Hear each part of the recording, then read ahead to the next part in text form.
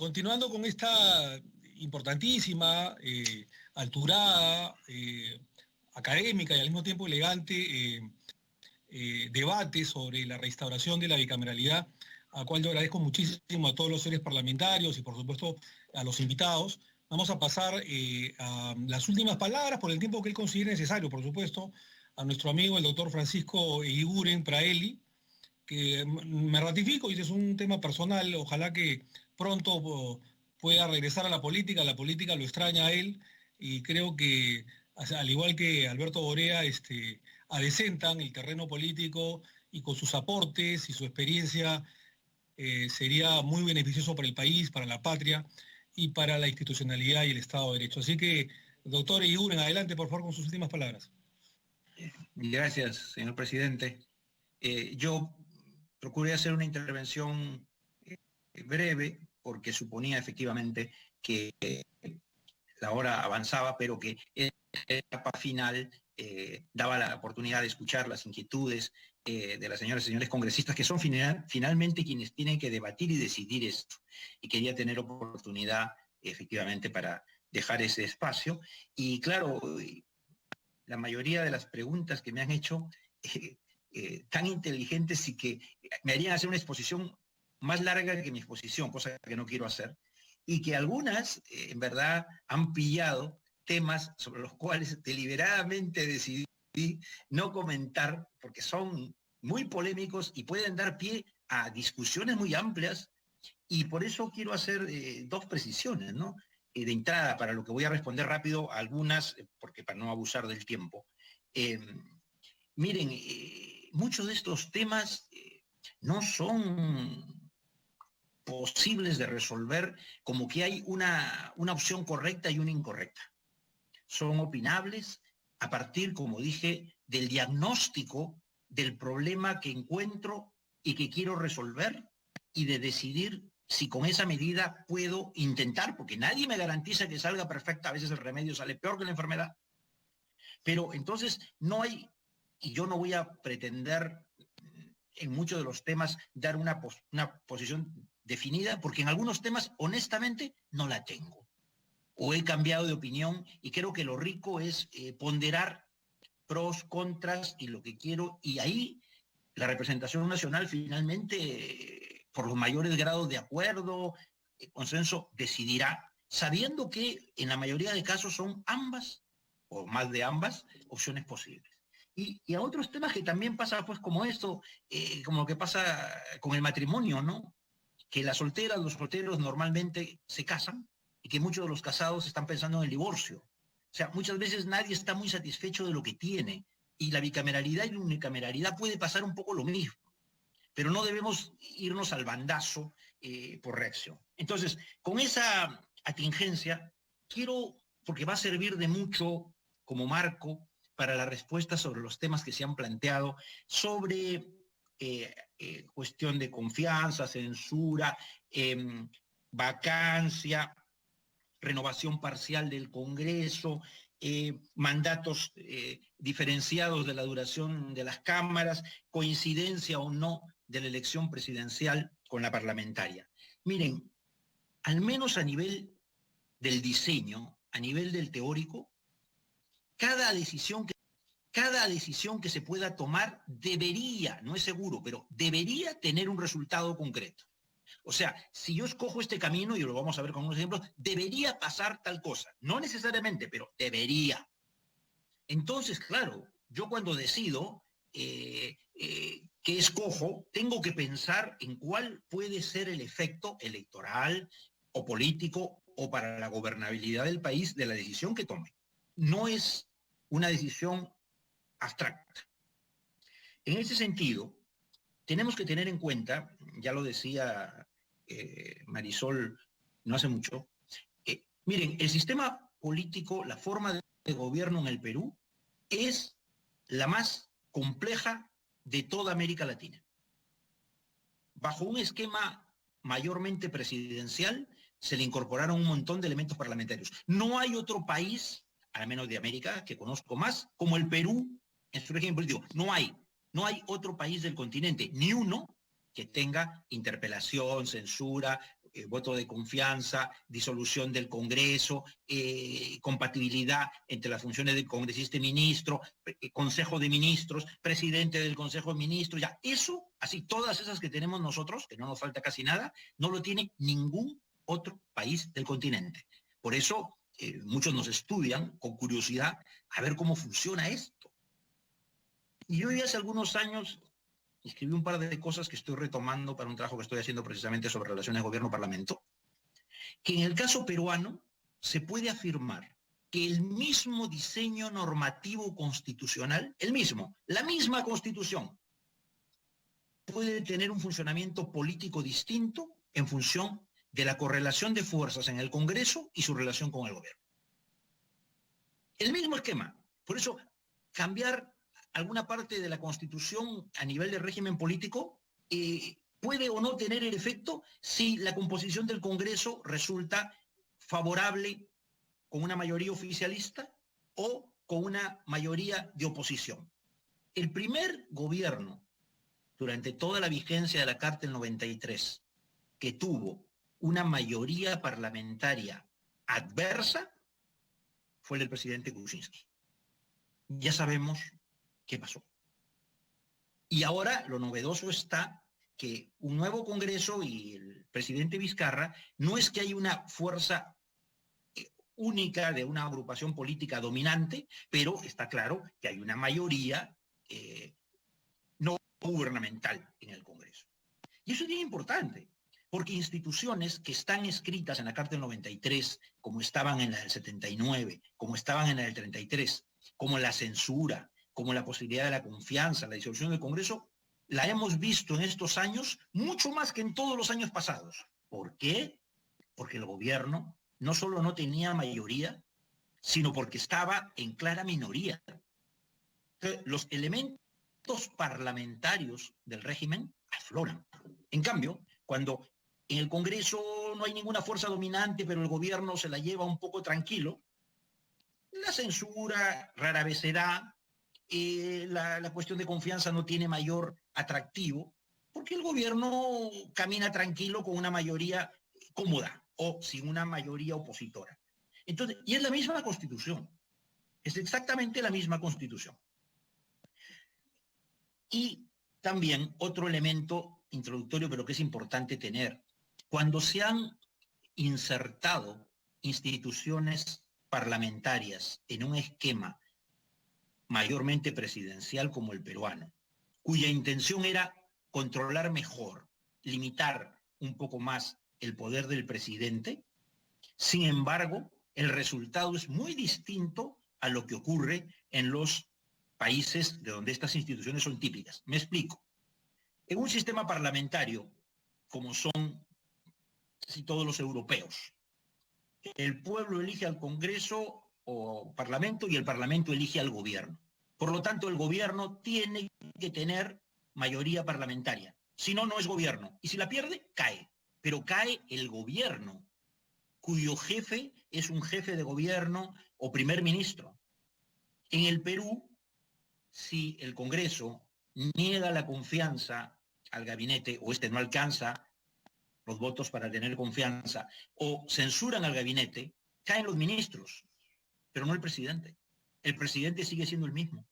En nuestro país, la censura, la denegación de la confianza, lo único que garantizan es, y a veces ni siquiera, cambio de persona, pero no necesariamente cambio de política, y menos cambio de gobierno. El presidente está fuera de cualquier riesgo por ese lado. Entonces, eso hay que tenerlo claramente en cuenta. En un sistema presidencial como el norteamericano, el Congreso y el presidente conviven y no se tocan. El Congreso no puede censurar ministros, el Congreso no puede ser disuelto, conviven pero no se tocan. En nuestro sistema sí se tocan. Entonces, todo eso, no quiero extenderme, pero hay que tenerlo en cuenta para resolver muchas de las preguntas que han planteado. Finalmente, la censura, la confianza, la disolución, a veces son mecanismos más de buscar solución a conflictos políticos que un sistema como el parlamentario que no estoy diciendo que hay que adoptarlo, pero que en un sistema parlamentario sí resuelven el problema. Porque si cae el gabinete por censura o por falta de confianza, hay un nuevo gobierno que representa lo que piensa el Congreso. Si hay elecciones de una renovación parcial del Congreso y cambia la composición política del Congreso y el gobierno pierde mayoría, cae el gobierno. Nada de eso pasa en nuestro país, ni puede pasar con el diseño constitucional que tenemos. Entonces, uno podría decir, ¿cuál sería la ventaja de prever una renovación parcial periódica del Congreso o de la Cámara de Diputados? Bueno, virtud, se actualiza la representación popular. Está más cerca de lo que la gente piensa hoy. ¿Cuál puede ser la desventaja? Inestabilidad. O sea, si es adverso al gobierno, tendrán que convivir con más interpelaciones, con más censuras, con más riesgo de disolución. Por eso en el Perú se eliminó, ya para el 79, la renovación parcial del Congreso. Tiene virtudes, pero también tiene defectos. ¿Qué queremos? ¿Qué queremos? Esa es la pregunta para muchas de estas decisiones. ¿Qué queremos? ¿Qué quisiéramos conseguir con el cambio? ¿Qué estamos criticando frente a lo que hay? Y eso nos lleva casi a responder la mayoría de las interesantes preguntas que han planteado. Por ejemplo, sí parece claro, y estoy de acuerdo, que hay la idea de que a nivel legislativo tengamos un Congreso, digamos, no perfecto, asimétrico, que hay una división de tareas legislativas entre diputados y senadores en cuanto a Cámara de Iniciativa, Cámara de Revisión y el tema de insistencias. Perfecto, ahí está claro, creo que en todas las propuestas está. Pero el congresista Gino Costa planteaba algo que yo honestamente no había pensado y que planteaba, bueno, pero que ciertas iniciativas legislativas tengan que nacer del Senado, por ejemplo, la reforma constitucional. No estoy en capacidad, tendría que pensarlo y ustedes tendrían que discutirlo. ¿Qué quiero lograr con eso? Porque además, de todos modos, una reforma constitucional tiene que ser aprobada en ambas cámaras. Entonces, ¿qué ventaja tiene que inicie ya no en diputados, sino en el Senado y que termine a la otra? De esa respuesta tendría que evaluarse la conveniencia o no. El tema de la incapacidad moral, porque ya voy a ver si entro rapidito a algunas de las respuestas. El tema de la incapacidad moral. Yo personalmente mi tesis doctoral fue sobre la responsabilidad del presidente de la República. Yo creo que las causales del artículo 113 que las hemos estado viendo en estos últimos días son causales absolutamente objetivas. No son causales polémicas. Muerte, renuncia, permanente incapacidad física o mental, dice, debía ser mental, no moral. Destitución por las causales del 117, abandonar el país sin permiso o no regresar. Todas son datos objetivos, donde el Congreso confirma la decisión solo para que se produzca la sucesión presidencial. Haber introducido la incapacidad moral es una salida que sí se presta para una manipulación política. Yo estoy en contra, he escrito en contra de eso, porque creo que habilita una suerte de censura presidencial por el Congreso o riesgo de golpe de Estado parlamentario. Por lo tanto, yo creo que debe ser incapacidad física y mental. Pero, se necesita una salida frente a un presidente indigno, inmoral, corrupto, que no merece seguir ejerciendo la representación más alta del país.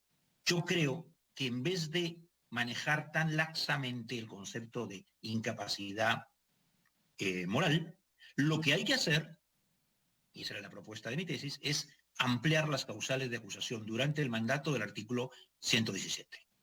Es decir, no puede ser solo por causales casi imposibles, traición a la patria, poco probable, disolver el Congreso fuera del supuesto constitucional, es un golpe de Estado. No convocar elecciones, es un dictador, es un golpe de Estado. No permitir que funcionen los órganos electorales, es un dictador. Eso casi no ocurre, y si ocurre es que ya dejamos de ser democracia. Yo sí creo que hay que aumentar algunas causales, sí, no tantas, pero no tan pocas. Graves violaciones a la Constitución, a los derechos humanos, corrupción, enriquecimiento ilícito, vinculación con el crimen organizado, etc. Yo creo que la fórmula es restringir incapacidad moral o mental, pero ampliar, y este es un tema que está discutiendo el Congreso en una reforma constitucional, pero no ampliarlo tanto que el presidente viva de acusación en acusación, pero no tan reducido como ahora.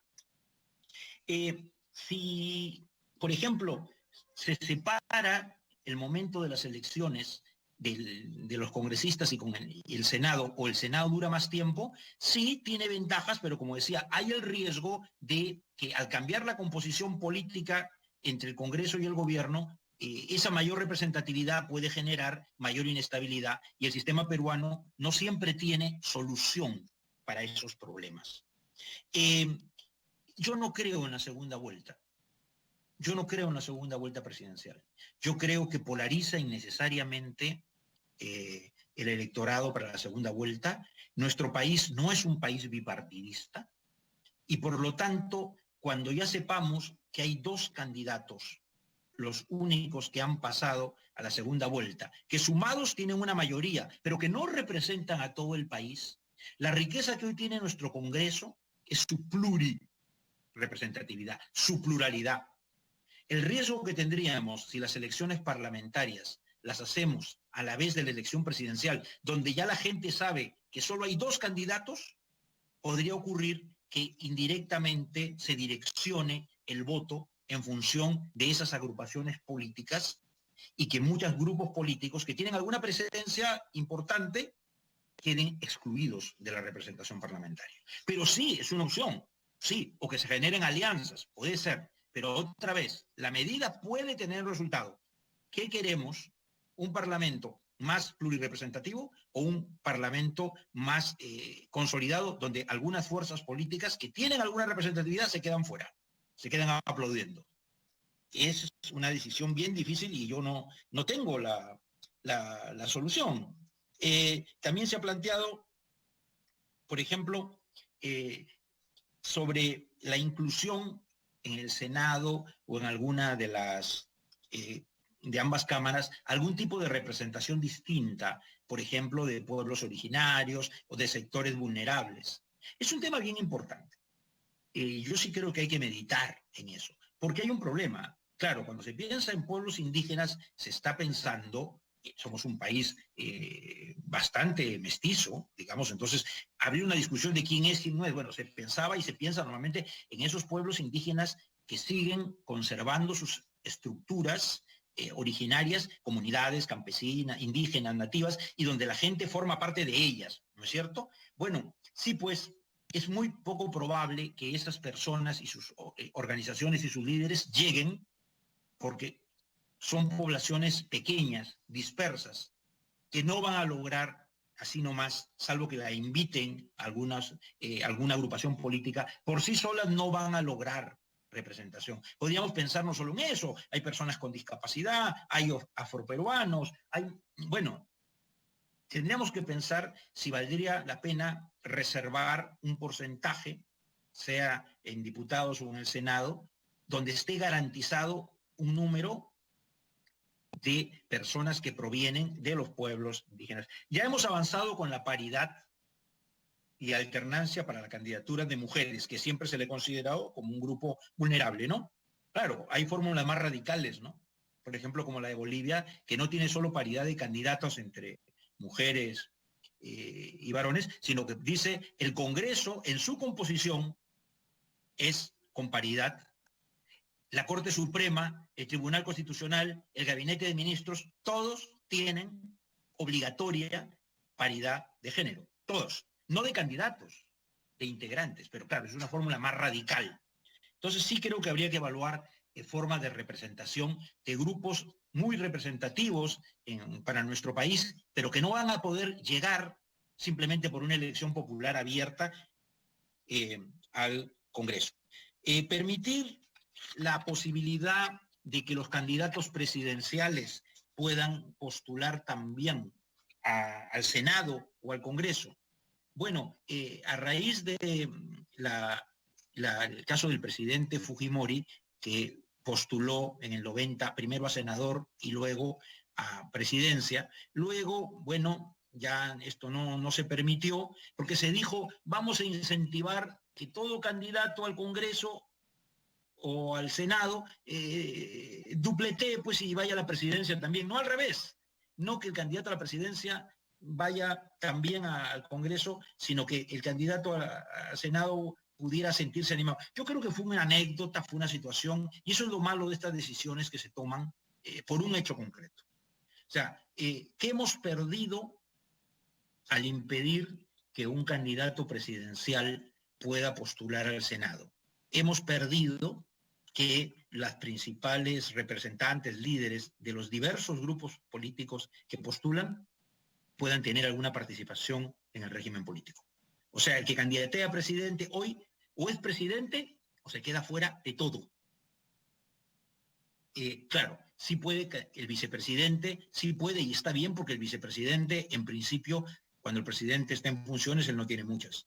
¿Sería mejor permitirlo? ¿Sería peor? Yo creo que, opinable, de nuevo, pero creo que sería mejor dar la posibilidad, no es que es obligatorio, que si algún candidato a la presidencia quiere postular también al Senado, que lo haga.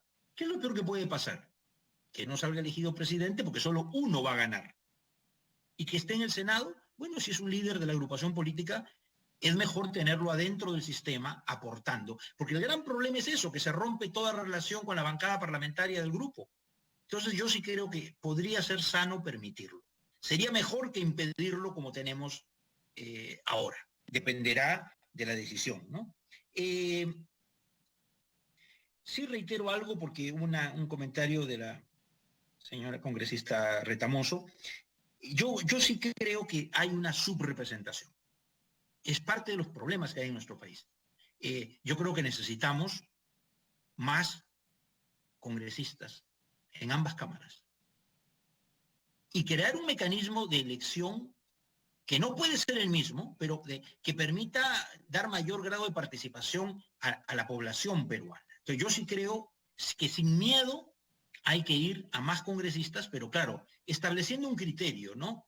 Que si para diputados es un porcentaje, como antiguas constituciones del siglo XIX peruano decían, por cada tantas personas hay un representante.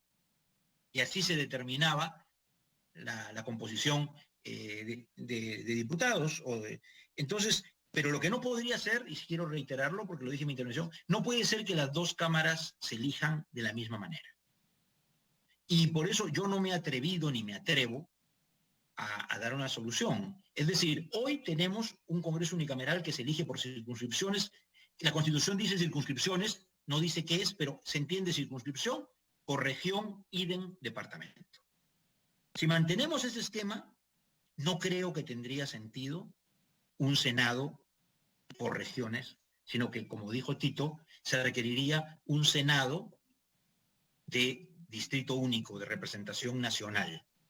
Sé que eso tiene como crítica válida que puede fomentar el centralismo, no un congreso de una élite ilustrada, porque eso tiene que ser absolutamente descartado, ¿no? Para la representación popular no es ese el criterio que pueda primar, ni título profesional, ni nada de eso. No. Pero sí creo que tendríamos que evaluar realmente, de repente una forma salomónica es como dijo el señor presidente, de repente pues para buscar una fórmula intermedia, bueno, si vamos a mantener diputados por esta elección regional, un Senado que combine un porcentaje por distrito nacional, donde van a ir los principales, como decía Tito, los principales líderes de las agrupaciones políticas, y de repente otro, por algo que falta en este país, otro porcentaje por macroregiones. Porque no tenemos hoy verdaderas regiones. El proceso de descentralización, regionalización está trunco, es incipiente. Le cambiamos de nombre a los departamentos. Las regiones eran mucho más ambicioso que eso. Es bien difícil constituirlas, pero podría haber un Senado donde un porcentaje es por distrito nacional y otro porcentaje es por macroregiones. Difíciles de hacer, pero lo que tienen que ser distintos los criterios de ambas cámaras, es lo que yo digo, para que tenga razón de ser distinta forma de representación. Y ya para ir terminando, no me atrevo a pensar el tema de la edad para el Senado, porque claro, la esperanza de vida ha aumentado mucho. O sea, hoy a los 35 años, ya quisiera, una persona es joven, ¿no? Probablemente en el siglo XIX menos, no tanto. Y hoy en día, los jóvenes, que son la mayoría de la población y del electorado, ingresan a la vida laboral, ingresan a la vida nacional, aunque a veces no les interese la política, mucho más temprano también. Entonces, 35, 40, no sé. No creo que, o sea, no creo que le haga, porque de repente, si el criterio de reflexión, no sé, hay gente que la edad no la hace más reflexiva. Roberto Ramírez del Villar, recordado y extraordinario parlamentario, me acuerdo que decía y me dijo también alguna vez, Tito se va a acordar, yo voy a ser siempre diputado, nunca senador, porque en diputado está la carga política, ahí está lo que me gusta, interpelar, censurar, ahí está el calor, y fue, siempre que pudo, diputado. Esa es una decisión, por ejemplo. El que se siente más interesado en su perfil personal y político, como ser alguien que haga control político, investigación, censura, confianza, sí, pues tiene que ir a diputado. No importa que tenga 25 o 60 años. Y quien más bien quiere algo más reposado, revisar nombramientos, revisar las leyes, debe estar en el Senado, donde no va a tener un control político directo. Entonces, yo no me atrevo, entre 35 y 40, no sé, no hay demasiada diferencia. De repente 40 suena mejor porque la esperanza de vida hoy es más alta. Pero no creo que sea lo determinante. Y, en último,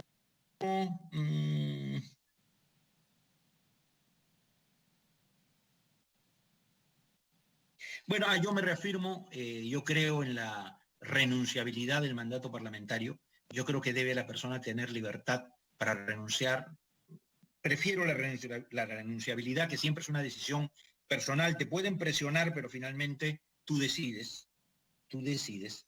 Y claro, en cuanto la confianza creo que debería ser efectivamente para el gabinete, la censura podría ser el ministro del gabinete, pero tiene que ser respecto a la Cámara de Diputados, porque es la que ejerce el control político y no el Senado. Habría mucho más que conversar, señor presidente, son preguntas muy interesantes. Mi único comentario sería decir, saben que este tipo de temas son los que hay que separar y conversar uno por uno en el Congreso, porque hay muchas implicancias y son decisiones que, si se toma la decisión, que ojalá ocurra pronto, de la bicameralidad, hay que meditarlo, pero hay pros y contras y ustedes tienen que ponderar los pros y los contras, el diagnóstico de lo que se quiere corregir y si este es un remedio para conseguirlo. No hay respuestas a priori. Sí pueden haber inclinaciones personales, sí pueden haber preferencias, pero aún así uno no podría decir esto es lo correcto, esto es lo incorrecto. Gracias, señor presidente.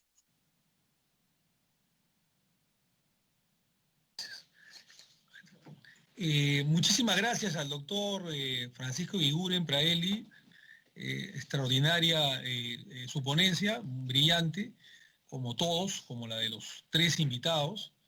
Así que lo invitamos unos minutos más a que quede enganchado con la sesión para escuchar también la no menos magistral ponencia final, discurso final, las últimas palabras por el tiempo que considere necesario, por supuesto, sin ningún tipo de tope, de nuestro directo y querido amigo doctor Alberto Orea Odría. Así que, Tito, encantado, por favor, adelante. No me lo pienso perder, siempre es un gusto ir a Tito. Gracias, Pancho, gracias, Omar. En realidad, después de escuchar a Pancho con tanta solvencia, uno se queda un poco pensando qué es lo que me quedó, digamos, eventualmente para poder no repetir, porque en muchas cosas con Pancho coincidimos y tenemos que coincidir porque ambos reflexionamos sobre el mismo país y en consecuencia, como decía Aristóteles, pues no siempre la ley más perfecta es la mejor ley, sino la ley tiene que salir naturalmente de la realidad a la cual uno quiere reconducir o conducir o ponerle una meta, ¿no? ¿Verdad? En consecuencia, después de tantos años de haber estado ambos en el derecho constitucional, es importante que, digamos, o es natural que coincidamos en muchas cosas. Voy a entrar directamente a las preguntas que me han planteado.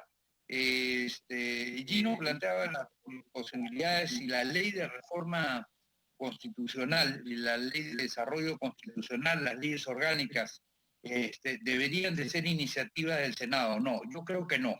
Yo creo que no, ¿por qué? Porque creo que este rol de ímpetu inicial siempre debe estar en la Cámara de Diputados, lo que decía de Roberto Ramírez del Villar, Pancho, y efectivamente a mí me lo ha dicho innumerables veces, porque siempre le preguntaba, y él insistía en el tema de la persistencia en la Cámara de Diputados y de ser diputado de la Nación, ¿no? ¿Verdad?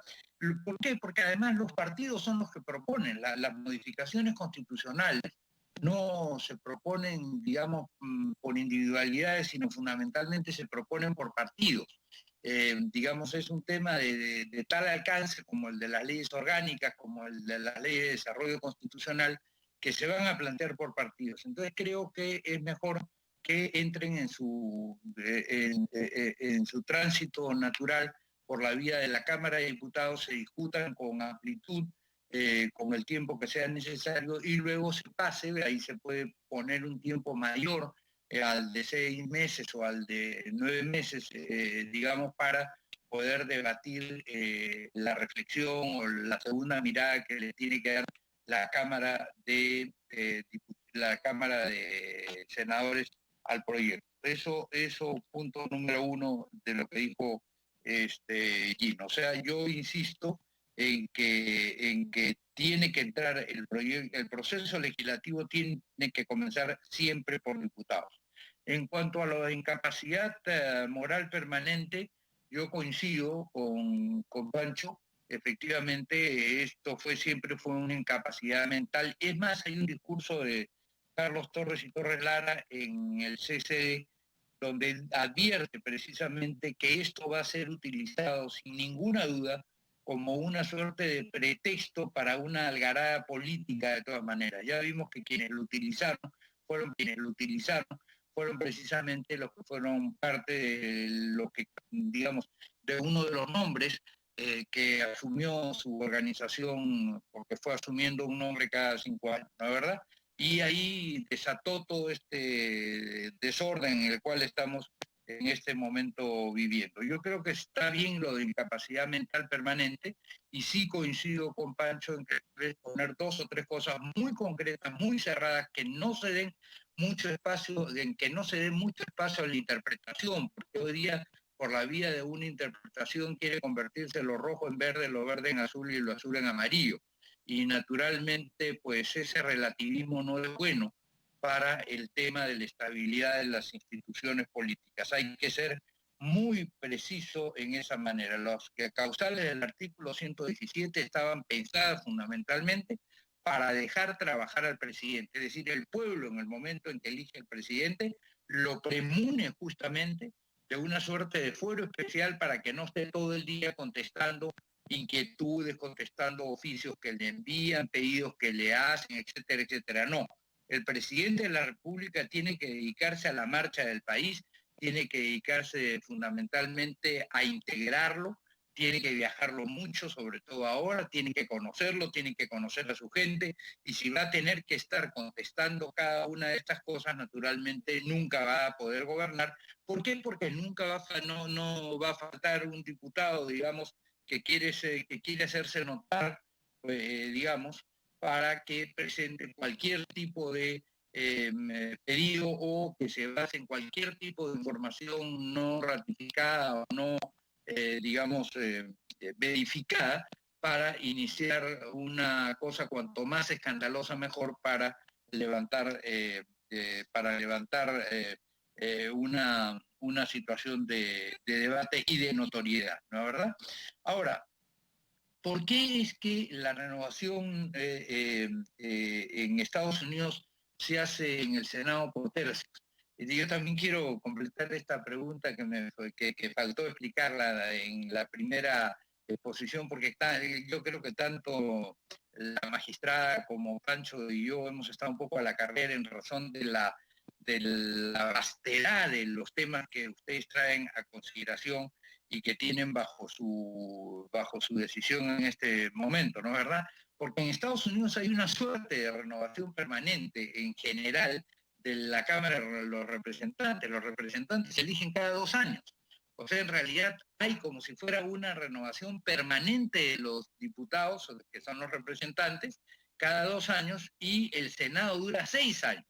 El que es elegido en el año 2 dura hasta el año 8, el que es elegido en el año 4 dura hasta el año 10, y el que fue elegido en el año 0, que va hasta el año 6, va hasta el año 12, y así sucesivamente. O sea, en realidad existe una permanente modificación que tiene ayornado al sistema político, y yo creo que esa es una ventaja bien interesante.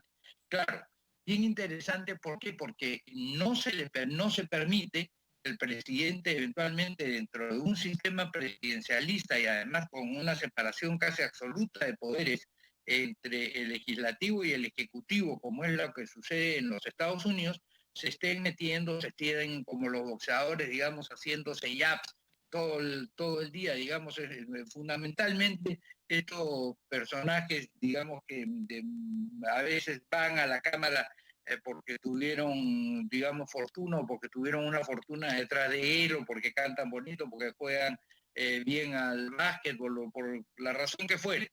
Y entonces están viendo de qué manera se hacen notorios, y entonces entran también en un proceso de tipo político. Entonces, hay que tomar en cuenta que en el caso del Congreso americano, la renovación de los diputados, digamos, es total cada 2 años, y la renovación del Senado es un periodo de larga duración que le da precisamente estabilidad al régimen. Estabilidad y variación a la vez. En tercer lugar, respecto a la pregunta que hizo Gino, y que me parecen, por cierto, muy interesantes, yo no estoy de acuerdo con la elección en la segunda vuelta por las razones que ha explicado Pancho.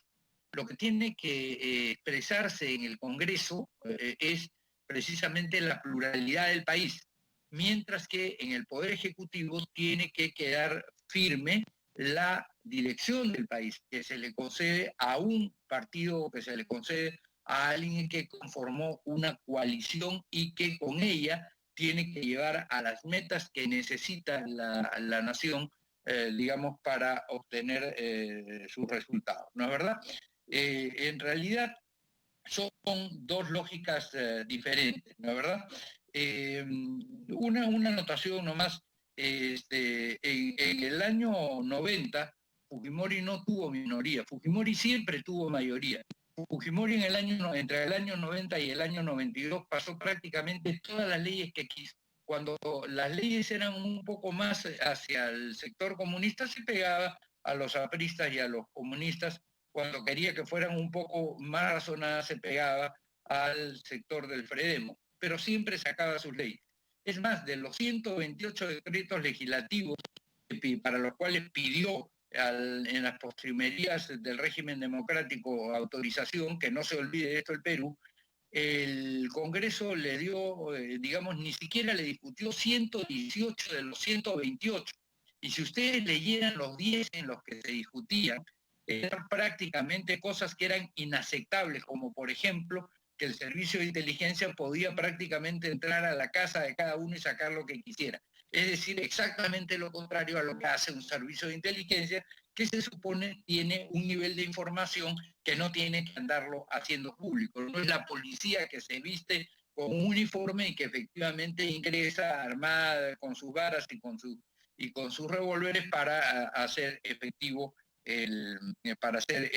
la fuerza. Es decir, no fue eso lo que pasó. Respecto a lo que señala don Rubén Ramos Zapana, quiero decirle que efectivamente sí, el artículo 307 debió de aplicarse. Yo personalmente, y todos quienes estuvimos en el Foro Democrático del 1993, que lo fundamos justamente el 5 de abril de 1993, hicimos el mayor esfuerzo para que el Perú no, se dejara permanente o se quedara permanentemente dormido en la noche dictatorial.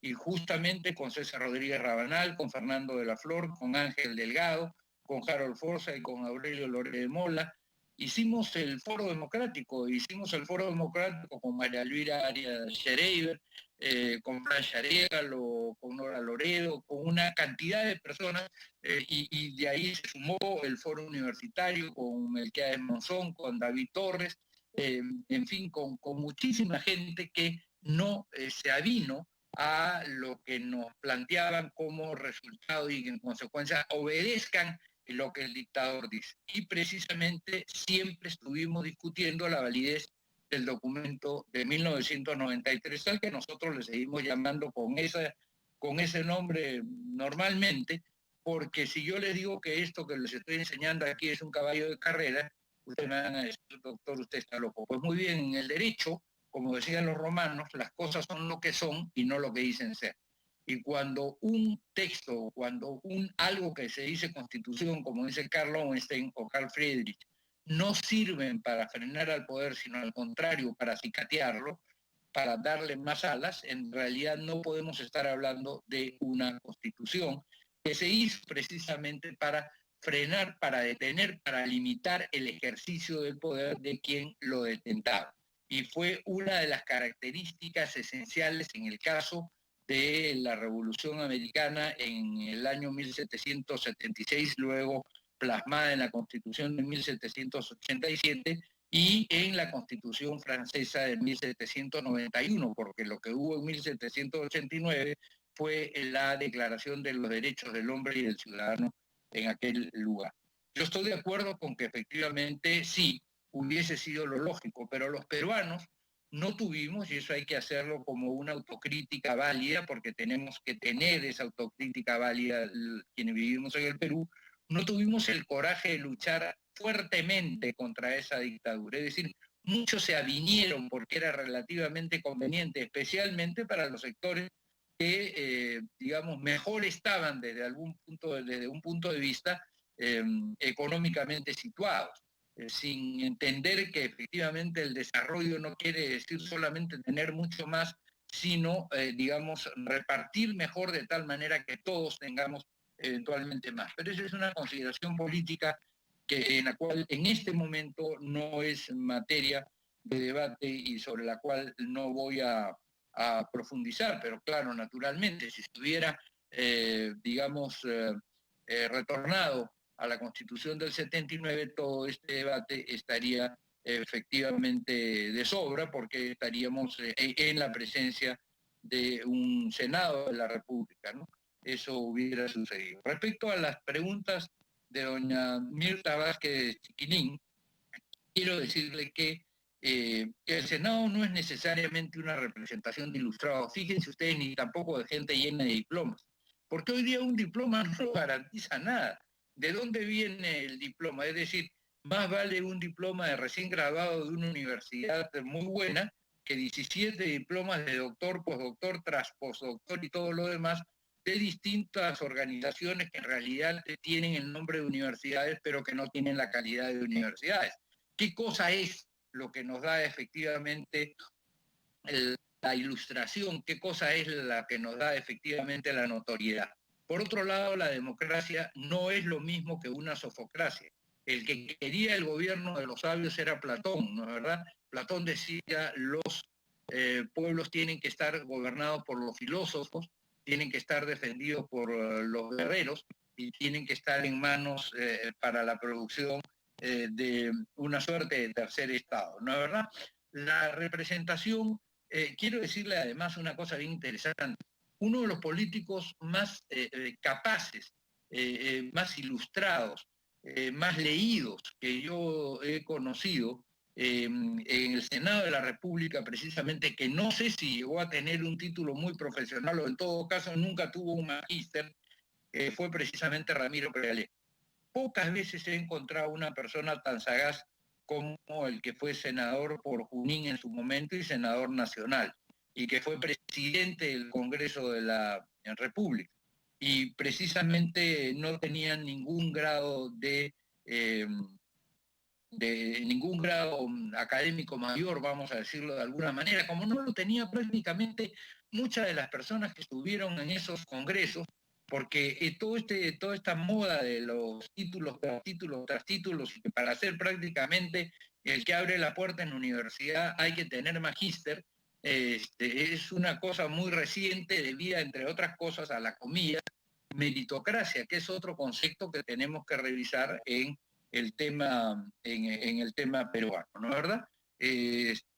O sea que Arroyo Cuyubamba, por ejemplo, quien fue senador conmigo, no sé cuál fue su título, cuál es su título profesional, nunca hizo gala de él. O Hugo Blanco, que fue senador conmigo, que representaba a su sector. No había ninguna duda que representaba a su sector, y lo que se necesita en la democracia es representatividad. No se trata de título. Ahora, la integración que sí requiere el Perú es una integración política, no es una integración de parcelas. Y yo en eso estoy en desacuerdo. Estoy incluso en desacuerdo, y lo digo con la franqueza con que ustedes saben que yo hablo, estoy en contra del tema de la ley de paridad. Yo no creo en el tema de la ley de paridad ni creo en las leyes de cuotas. Creo que las personas políticamente se van formando y van alcanzando los lugares que han alcanzado en todos aquellos países donde sin ley de cuotas tenemos y hemos tenido presidentas, y hemos tenido parlamentarias, y hemos tenido ministras del primerísimo nivel a quien todos efectivamente respetamos, empezando por Golda Meir, por ejemplo, en Israel, pero siguiendo por quien hoy día puede ser la mujer más poderosa del mundo y de hecho la persona más poderosa de Europa, que es Angela Merkel. En Alemania no hay ley de cuotas, como tampoco la había en Brasil cuando fue Dilma Rousseff presidente, ni como la había en Chile cuando fue Michelle Bachelet presidente, ni como no la había en Costa Rica cuando fue Laura Chinchilla presidenta, y así sucesivamente. Y en el Perú hemos tenido magníficas dirigentes políticas mujeres que en sus respectivas agrupaciones han sabido destacar. Directamente, por ejemplo, bueno, yo compartido con Lourdes Flores, por cierto, Mercedes Cabanilla fue una magnífica dirigente en el APRA. Marta Chávez es una buena dirigente que expresa claramente la posición de Fuerza Popular. En fin, cada uno representa su sector, no tenemos que estar de acuerdo todos, pero todos conocemos las calidades que las personas tienen más allá de las diferencias con las cuales tenemos. Yo creo en que la integración siempre tiene que ser política, y que efectivamente el descollar, el trascender eventualmente esas circunstancias para ir hacia la representación nacional es la que tiene que estar primando en los temas de representación. Si todas las parlamentarias fueran mujeres, yo estaría de acuerdo, si es que han salido elegidas, democráticamente. No tendría nada que decir. Al contrario, de repente me sentiría muy feliz, y de repente lo harían todas ellas muchísimo mejor que los hombres, muchísimo mejor, porque normalmente o bastantes veces son bastante más puntillosas en determinado tipo determinado tipo de temas, y eventualmente bastante más responsables en algunos puntos también. En cuanto a la separación entre los artículos 99 y 100 del juicio y del antejuicio político que ha señalado doña Mesa, creo que también merecen una revisión. Y quiero acá hacer una anotación respecto a lo que había planteado también Gino, que se me pasó.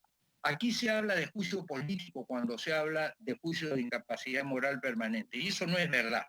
Hay tres tipos, hay tres formas como eventualmente se puede, hacer vigente una responsabilidad. Y hay tres tipos. La responsabilidad política, que es la que tiene un ministro, por ejemplo, cuando concurre a presentar su plan de gobierno al Congreso, y el partido decide, bueno, eso no es por lo que nosotros votamos, eso no nos va a llevar como país a una mejoría y en consecuencia votamos en conjunto en contra. Esa es una votación política. Hay una votación en la cual los parlamentarios tienen que, aunque no sean abogados, digamos, actuar con criterio cuando no fuera de jueces, por lo menos de jurados. Es decir, tienen que tener una responsabilidad respecto a lo que se llama la tipicidad del hecho que va a concluir con una sanción a la persona. Es decir, ese hecho efectivamente constituye delito, nosotros lo consideramos tan grave o tan afín con lo que dice la ley para que sea delito. Esa es la responsabilidad jurídica o la función jurisdiccional que realiza el parlamentario. Ya hay una tercera, que no tiene nada que ver con el juicio político, que es la decisión moral. Cuando se habla sobre la incapacidad moral permanente, ahí no hay ni que consultarle al que está al costado de la banca ni al jefe del partido, porque esa decisión se la encargó el pueblo a esa persona para que esa persona, consultando con su corazón, con su cerebro, decida si es que efectivamente esa acusación de inmoralidad también le alcanza a aquella persona a la cual esa está siendo juzgada.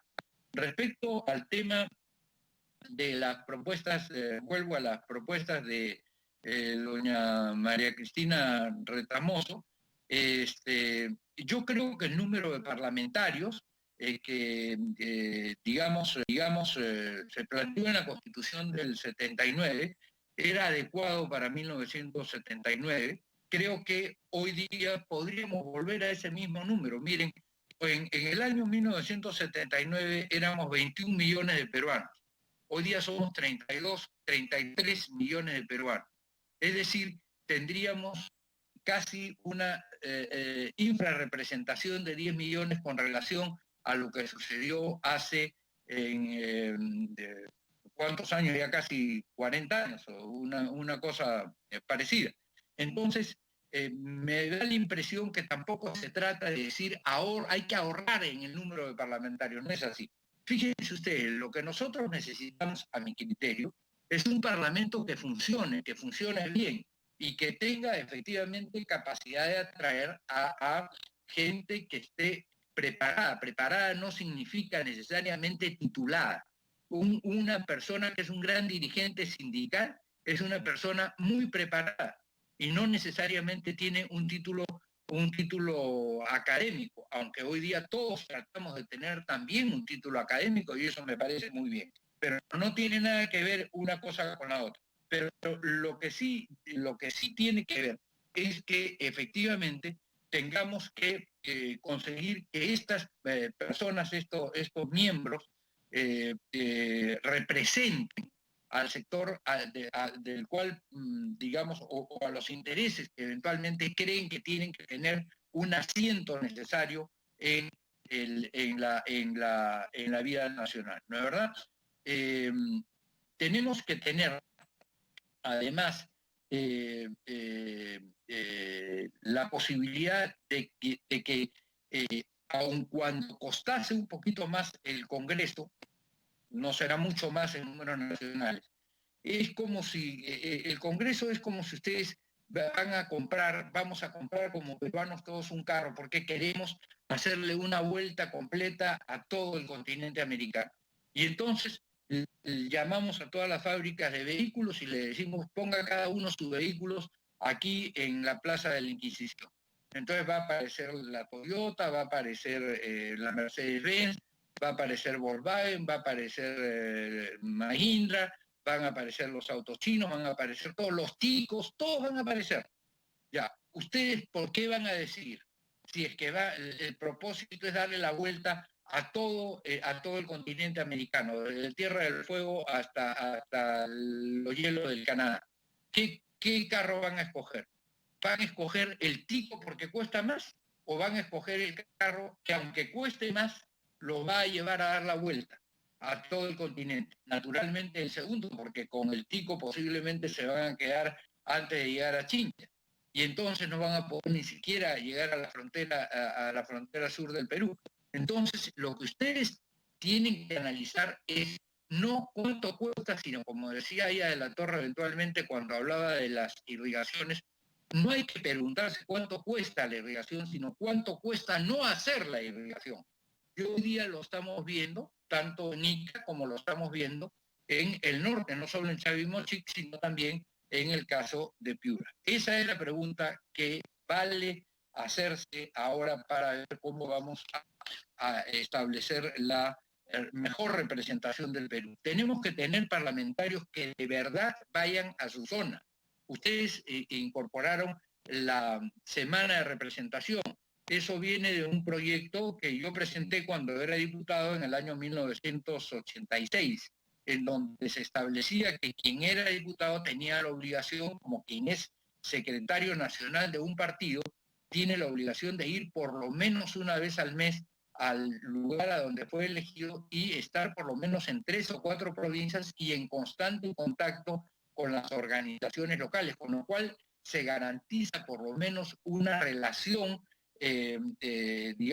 fluida entre el representante y el representado. Lo que sucedió es que hubo algún momento en que quienes hacían política creyeron que con estar en la televisión bastaba como quien dice, un pantallazo para ya prácticamente ser conocido por todo el país. Es posible que los conocieran a ellos en todo el país, pero lo que no es posible es que ellos conocieran a todo el país y que en consecuencia lo pudieran representar. Por eso creo que el número que se planteó en la Constitución del 79 podría ser un número que podría tener hoy día vigencia, efectivamente. No hay que, además tenemos, respecto a lo del distrito único, tenemos 2 representaciones que son regionales. La representación de la propia región, el gobierno regional, y la representación de los diputados, que también va a ser regional. Y en consecuencia, aunque ahí podríamos incorporar, digamos, una suerte de mixtura que es la que acabo de escuchar a Pancho Vidura, la representación regional, que es de los propios de la región, la representación de la Cámara de Diputados, que puede hablarse de macroregiones o de regiones, integradas, como quería Javier Pulgar Vidar, de Costa, Sierra y Selva, y eventualmente la representación nacional, que sería el Senado de la República. Respecto a si tenemos dietas o tenemos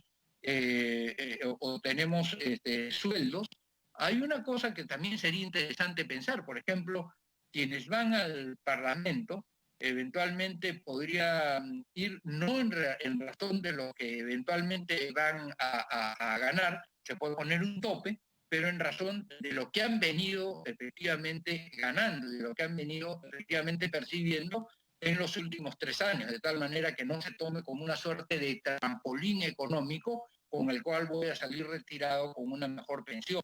Ese es un tema que sí hace, vamos a decir de alguna manera, a la sensibilidad nacional, doña María Cristina.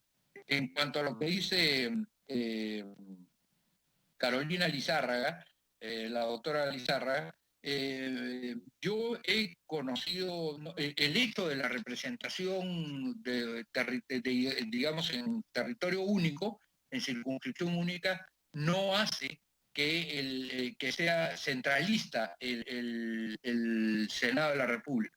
Yo he sido senador a los 38 años, gracias a Dios y al voto del pueblo, pero he conocido senadores que no tenían asiento en Lima, pero que que eran grandes senadores y que nos fuimos conociendo precisamente en la vida parlamentaria, como les está sucediendo a ustedes.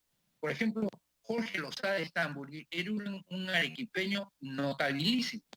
No digo notorio, no, notabilísimo, efectivamente. Vaca Aguinaga era un chiclayano que casi nunca venía a Lima. Jorge Torres Vallejo era un trujillano de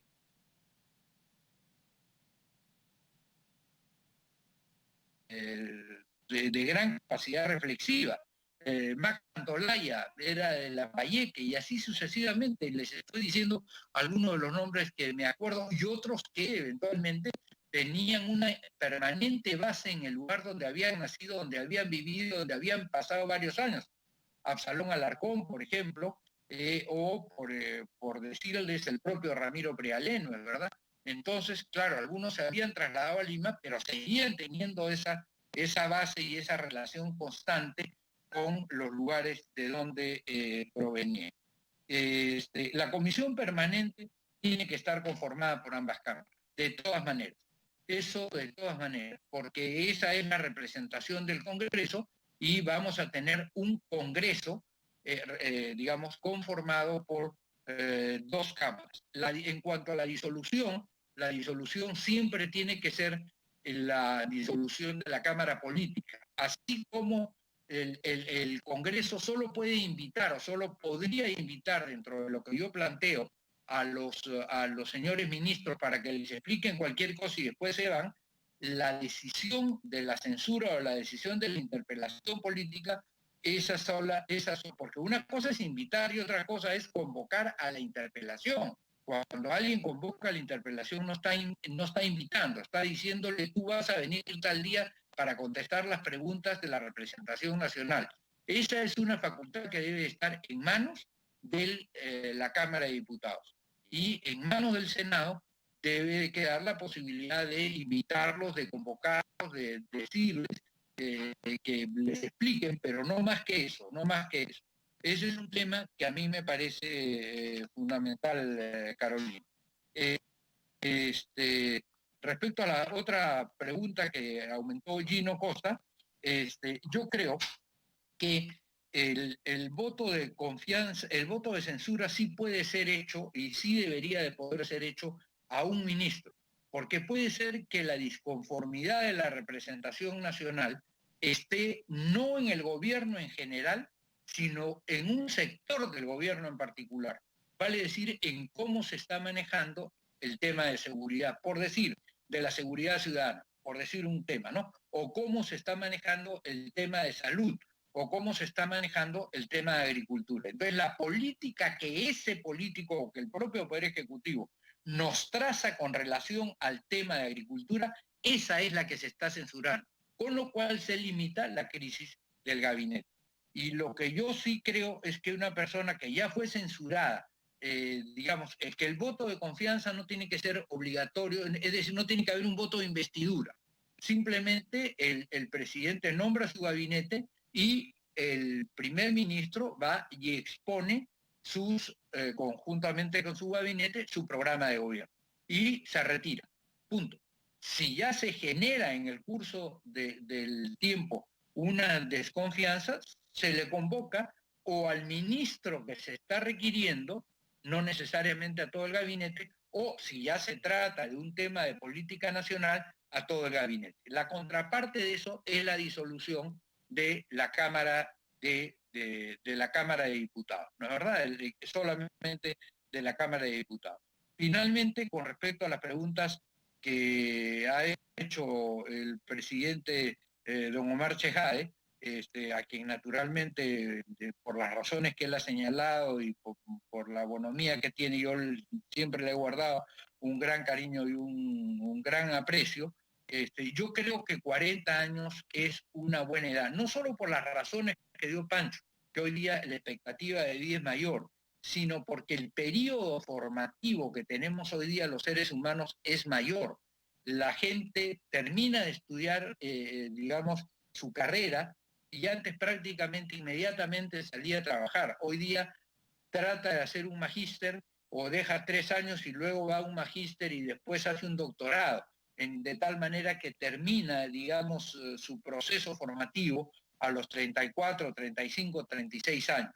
40 años, y yo he sido diputado a los 33 y senador a los 38, sin embargo, le digo, la manera de concebir al país como la entendí en la Cámara de Senadores es absolutamente diferente a como la viví en la Cámara de Diputados, que era normalmente al comienzo de roce, de conflicto, de poco a poco se fue atenuando, es verdad, y terminamos conversando bastante, pero en el Senado era realmente de una altura, imagínense a Lucho Bustamante, senador, un gran senador, ¿no es verdad?